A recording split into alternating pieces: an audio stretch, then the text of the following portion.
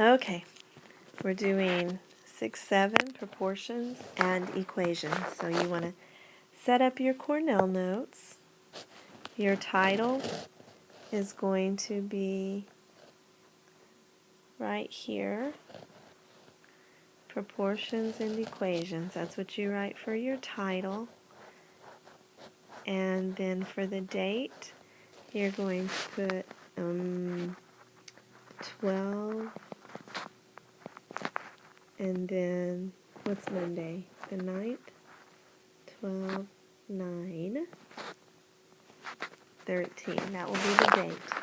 And then you want a place for questions. And you want a place for your examples. Okay? And then at the bottom, you want a place for the summary. And then up there by your title, you want your level of understanding. Okay? Hopefully it's that when you're finished. Okay, go to the worksheet. Let's look at the worksheet. I'm going to try to delete this. This is always a challenge for me. Ta-da! Okay, go to your worksheet, and this is another thing that's always a challenge for me, is moving this thing around. Okay, we're going to be looking at a function table. Okay, a function table displays input and output values that represent a function. The function displayed in a function table can be represented with an equation. Okay, an equation is something that looks like this. 5 plus 3 equals 8. It's an equation because it has that right there, an equal sign. Sometimes people will take out the number and put a letter to represent that number. 5 plus m equals 8.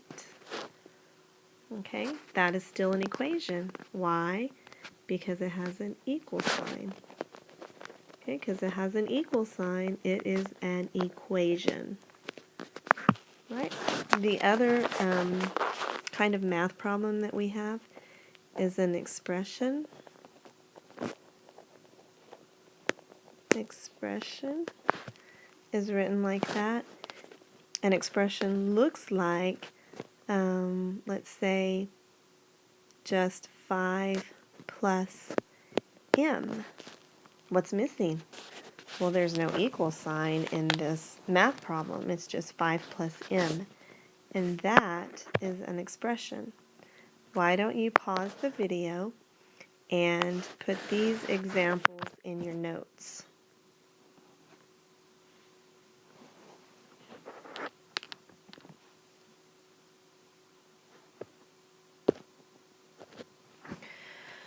Okay, so what we're going to do is look at a table, and we're going to write one of those expressions using the numbers on the table. And the input is the top row, and the output would be like your answer.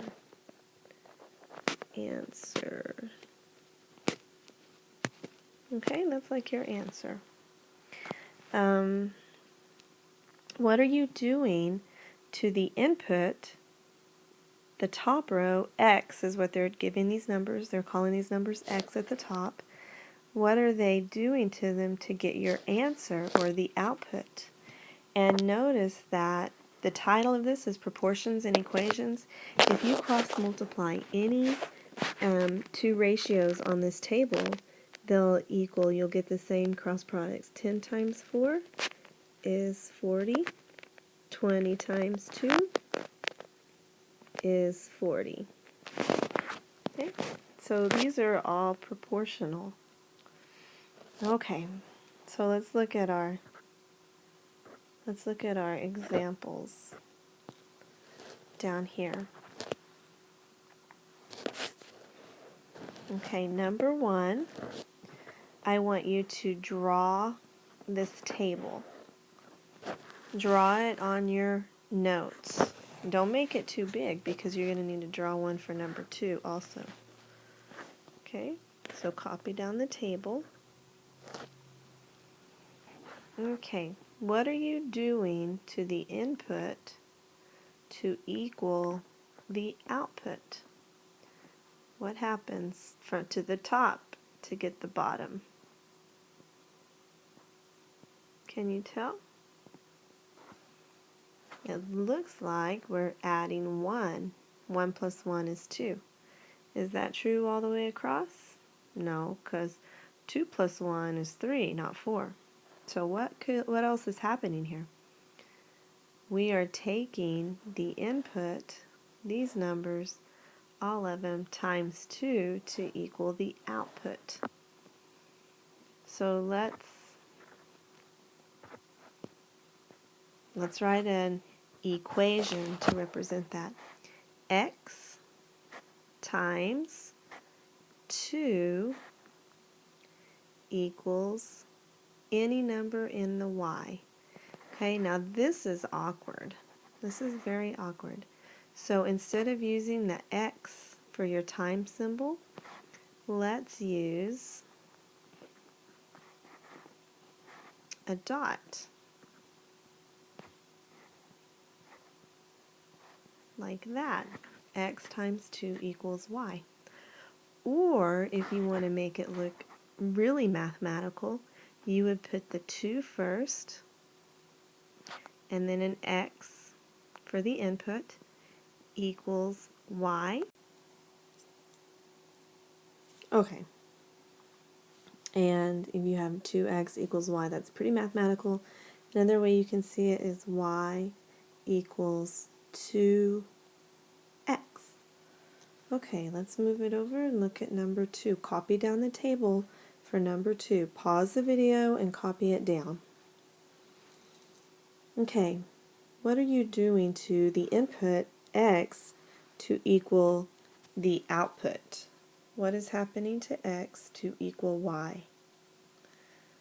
They are taking x times 6, and that's how you get y as your answer.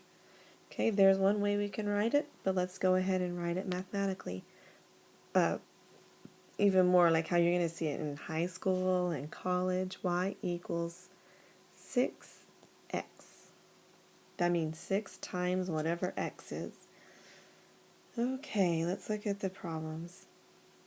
A music store sells each used CD for $4.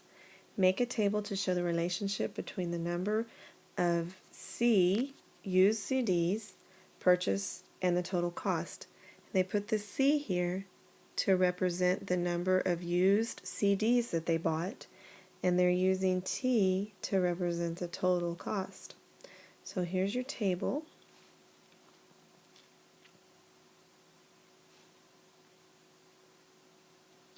You're copying this down for number 3. Okay, we're using C, the number of used CDs purchased, and T, the cost. So if you bought 0 CDs, you didn't pay anything. If you bought 1 CD, because each CD, it says right here, is $4. 1 CD is $4. 2 CDs is $8. 3 is $12.